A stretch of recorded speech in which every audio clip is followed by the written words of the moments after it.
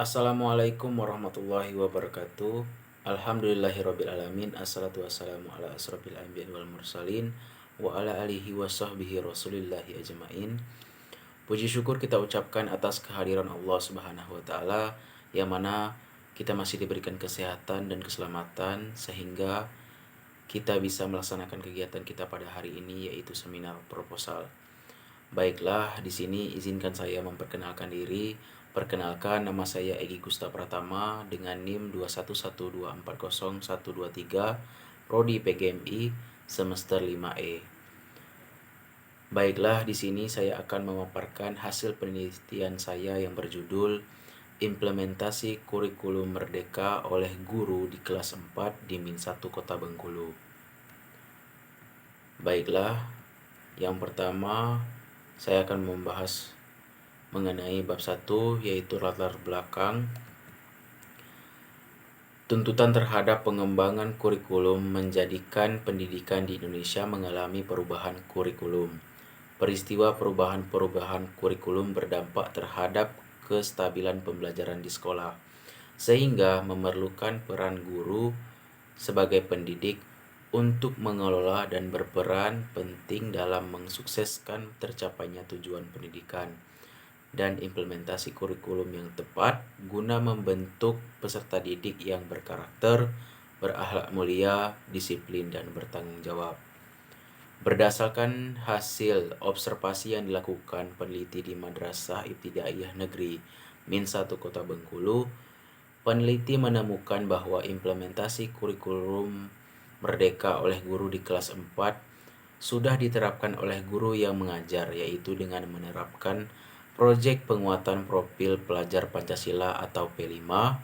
Akan tetapi dalam penerapannya, guru yang mengajar atau menerapkan P5 ini belum sepenuhnya paham dengan P5 karena kurangnya pelatihan bagi guru penggerak di sekolah tersebut. Diharapkan dengan upaya persiapan dan pelatihan bagi guru penggerak untuk mengimplementasi kurikulum Merdeka, menjadikan Min 1 Kota Bengkulu memiliki kesiapan untuk mengimplementasikan kurikulum Merdeka terutama di kelas 4 dan di kelas lainnya, sehingga dalam pelaksanaannya dapat berjalan dengan baik. Selanjutnya, batasan masalah. Di sini peneliti mengambil batasan masalah, yaitu bagaimana implementasi kurikulum Merdeka oleh guru di kelas 4 di Min 1 Kota Bengkulu, faktor pendorong guru dalam mengimplementasikan kurikulum Merdeka di kelas 4 Min 1 Kota Bengkulu, faktor penghambat guru dalam mengimplementasikan kurikulum Merdeka di kelas 4 Min 1 Kota Bengkulu. Selanjutnya, rumusan masalah. Berdasarkan pokok masalah tersebut, peneliti ingin mengajukan sebuah pertanyaan, yaitu 1. Bagaimana implementasi kurikulum Merdeka oleh guru di kelas 4 di Min 1 Kota Bengkulu? 2. Faktor pendorong guru dalam mengimplementasikan kurikulum Merdeka di kelas 4 di Min 1 Kota Bengkulu. 3. Apa faktor penghambat guru dalam mengimplementasikan kurikulum Merdeka di kelas 4 di Min 1 Kota Bengkulu.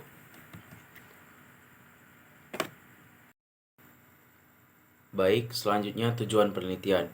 Berdasarkan rumusan masalah, maka tujuan penelitian dalam penelitian ini yaitu untuk mengetahui implementasi kurikulum Merdeka oleh guru di kelas 4 dalam pelaksanaan pembelajaran di Min 1 Kota Bengkulu, serta faktor pendorong dan penghambat dalam implementasi kurikulum Merdeka tersebut.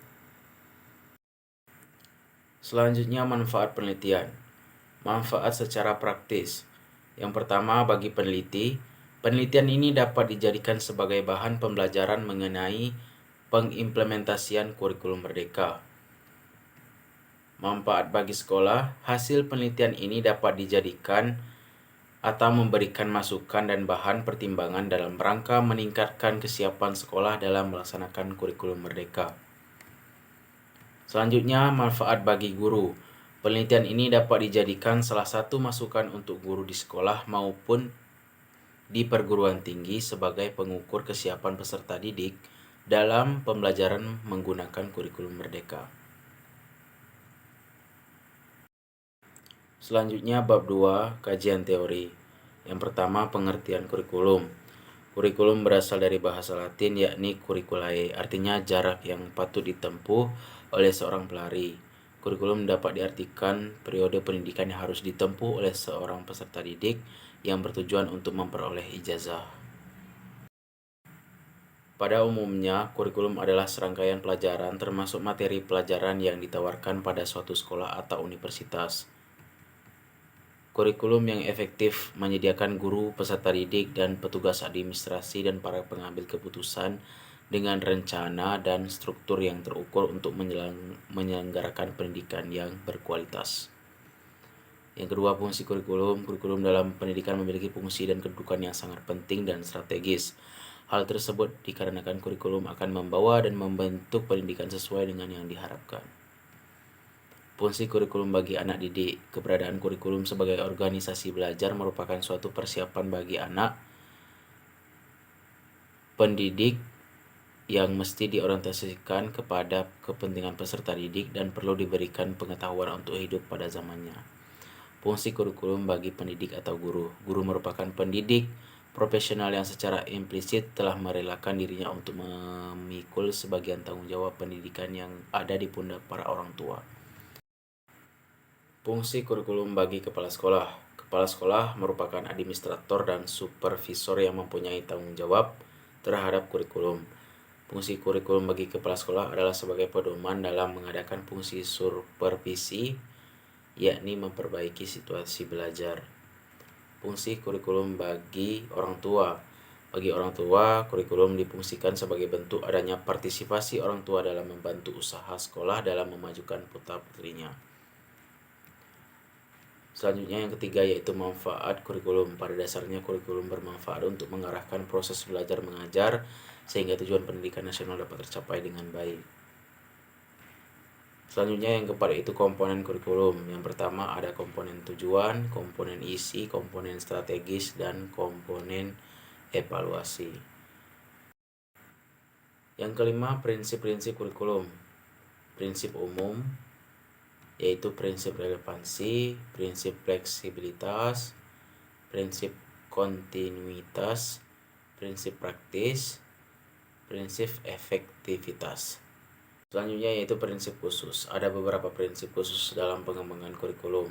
Prinsip-prinsip ini berkenaan dengan yang pertama tujuan pendidikan, yang kedua pemilihan isi pendidikan, proses belajar mengajar, pemilihan media dan alat pengajaran, dan juga pemilihan kegiatan pembelajaran.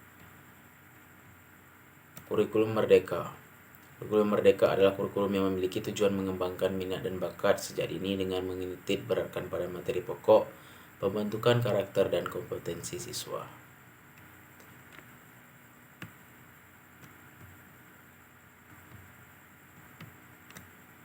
Karakteristik kurikulum merdeka. Kurikulum merdeka dikembangkan sebagai kerangka kurikulum yang fleksibel sekaligus berfokus pada materi esensial dan pengembangan karakter serta kompetensi peserta didik.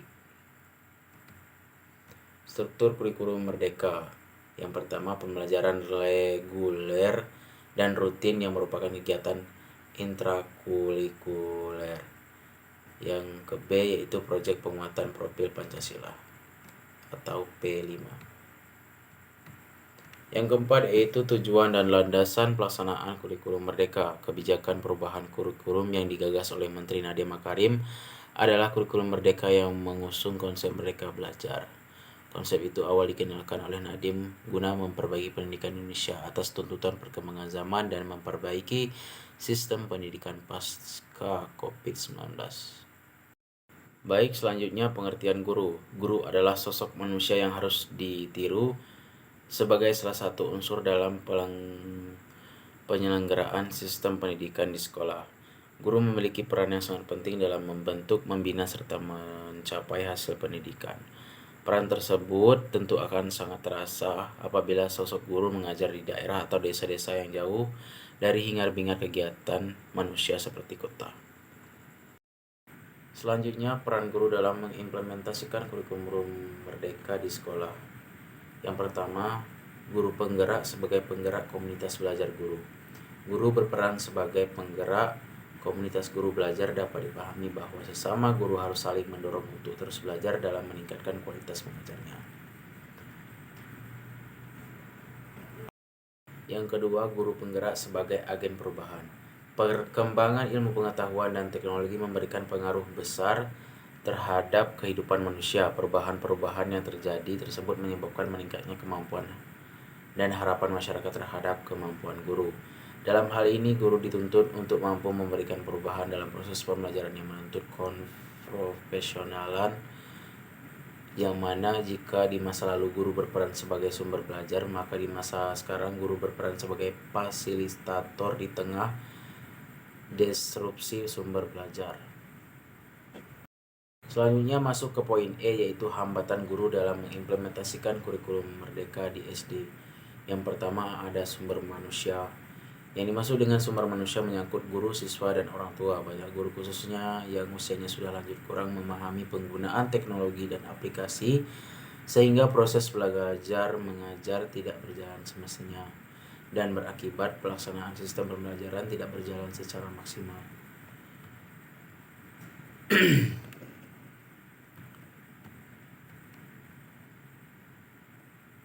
Berdasarkan pada wawancara yang telah dilakukan, sebagian guru merasa belum siap mengimplementasikan kurikulum Merdeka dengan alasan belum memahami hakikat kurikulum baru tersebut. Kurangnya pemahaman guru disebabkan oleh pelatihan yang dilakukan oleh Dinas Pendidikan belum didesain dengan baik.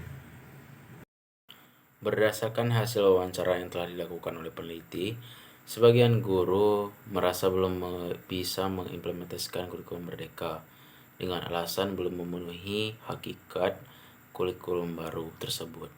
Kurangnya pemahaman guru disebabkan oleh kurangnya pelatihan yang dilakukan oleh Dinas Kependidikan. Beberapa informasi menyatakan bahwa terkesan pelatihan guru penggerak secara asal-asalan. Misalnya, waktu pelaksanaan pelatihan sering dipadatkan atau pelatihan itu sampai malam hari. Selanjutnya, kesiapan guru dalam mengimplementasikan kurikulum Merdeka. Berdasarkan Undang-Undang 14 tahun 2005 tentang guru, disebutkan bahwa kualifikasi adalah seperangkat pengetahuan, keterampilan, dan perilaku yang dipunyai dan dikuasai oleh guru guna melakukan tugas pendidik profesional. Guru sebagai garda terdepan dalam mencapai keberhasilan implementasi kurikulum dituntut memiliki kompetensi yang baik, sehingga manajemen pengetahuan guru yang baik merupakan indikator kesiapan dalam menerapkan kurikulum. Kajian penelitian terdahulu. Yang pertama yaitu kajian penelitian dari Anjali Dian Talsania dengan judul penelitian implementasi kurikulum Merdeka. Hasil penelitian menunjukkan bahwa implementasi kurikulum Merdeka telah terlaksana dengan baik. Soft skill pada guru menjadi poin utama karena guru telah mampu menunjukkan kontribusinya dalam berinteraksi berdasarkan tuntutan kurikulum Merdeka. Sumber data dari penelitian diperoleh dengan teknik observasi, wawancara, dan dokumentasi. Analisis data dilakukan dengan cara reduksi data, display, dan verifikasi kesimpulan, sedangkan teknik keabsahan data menggunakan triangulasi. Selanjutnya, hipotesis penelitian. Peneliti sedang meneliti implementasi kurikulum Merdeka oleh guru di kelas 4 IMI 1 Kota Bengkulu. Rumusan masalahnya yaitu bagaimana implementasi kurikulum Merdeka oleh guru di kelas 4 IMI 1 Kota Bengkulu. Maka hipotesis penelitian dan rumusan masalah tersebut adalah HO, tidak terdapat implementasi kurikulum Merdeka oleh guru di kelas 4 di IMI 1 Kota Bengkulu. Selanjutnya masuk ke bab 3 yaitu metode penelitian. Jenis penelitian. Penelitian ini menggunakan penelitian kualitatif. Adalah jenis penelitian yang berlandaskan pada filsafat positivisme yang digunakan untuk meneliti pada kondisi objek yang alamiah, di mana peneliti adalah sebagai instrumen kunci dari hasil penelitian kualitatif yang lebih menekankan makna daripada generalisasi. Untuk tempat dan waktu penelitian dilaksanakan di MIN 1 Kota Bengkulu, Kecamatan Sungai Serut, Kota Bengkulu, Provinsi Bengkulu. Penelitian ini dilakukan pada tanggal 19 Desember 2023 sampai dengan 20 September 2023. Alasan peneliti memilih Min1 Kota Bengkulu sebagai tempat penelitian karena yang pertama, peneliti melihat bahwa Min1 Kota Bengkulu sudah menerapkan kurikulum merdeka. Yang kedua, peneliti ingin mengetahui bagaimana implementasi kurikulum merdeka oleh guru di kelas 4 dalam pelaksanaannya di Min1 Kota Bengkulu. Selanjutnya, sumber data. Sumber data dalam penelitian ini adalah subjek di mana data diperoleh. Data adalah segala keterangan mengenai segala hal yang berkaitan dengan penelitian. Dalam penelitian ini menggunakan sumber data yaitu data primer, yaitu data yang diperoleh peneliti secara langsung dari guru yang mengajar kurikulum merdeka di kelas 4 di Min1 Kota Bengkulu, tanpa ada perantara dan responden di lapangan, dan juga buku yang meliputi persiapan guru dalam melaksanakan sistem pembelajaran kurikulum merdeka belajar di Min1 Kota Bengkulu.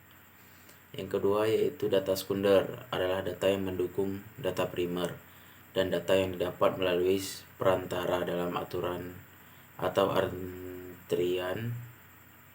Data yang diperoleh telah tersedia sebelumnya tanpa harus terjun pada responden. Data ini diperoleh dari kepala sekolah. Selanjutnya, fokus penelitian. Penelitian ini difokuskan sebagai berikut. Yang pertama, bagaimana implementasi kurikulum merdeka oleh guru di Min1 Kota Bengkulu. Yang kedua, faktor pendorong guru dalam mengimplementasikan kurikulum mereka di kelas 4 di Min1 Kota Bengkulu. Yang ketiga, faktor penghambat guru dalam mengimplementasikan kurikulum merdeka di kelas 4 di Min1 Kota Bengkulu. Selanjutnya yaitu teknik pengumpulan data. Teknik pengumpulan data dilakukan dengan cara observasi, wawancara, dan juga dokumentasi. Observasi merupakan suatu penyelidikan yang dilakukan secara sistematika dan sengaja diadakan menggunakan alat indera terutama mata terhadap kejadian yang berlangsung dan dapat dianalisis pada waktu kejadian tersebut. Yang kedua, wawancara. Wawancara merupakan salah satu teknik yang dapat digunakan untuk mengumpulkan data penelitian. Teknik wawancara dan penelitian ini menggunakan teknik wawancara mendalam untuk pengumpulan data. Wawancara dalam merupakan metode perolehan data yang digunakan untuk mendapat informasi dengan cara tanya jawab sambil bertatap muka antara peneliti dan juga informan.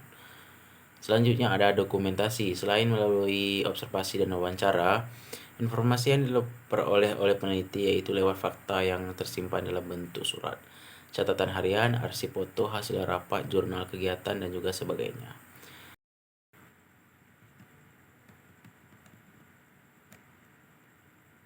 Selanjutnya, uji keabsahan data. Uji keabsahan data yang digunakan dalam penelitian ini adalah ketekunan pengamatan, yaitu menemukan ciri-ciri dan unsur-unsur dalam situasi yang sangat relevan dengan persoalan yang sedang dicari dan kemudian memutuskan diri pada hal tersebut secara rinci. Ketekunan ini dilakukan peneliti untuk pengamatan mengenai bagaimana implementasi kurikulum mereka oleh guru di Min1 Kota Bengkulu.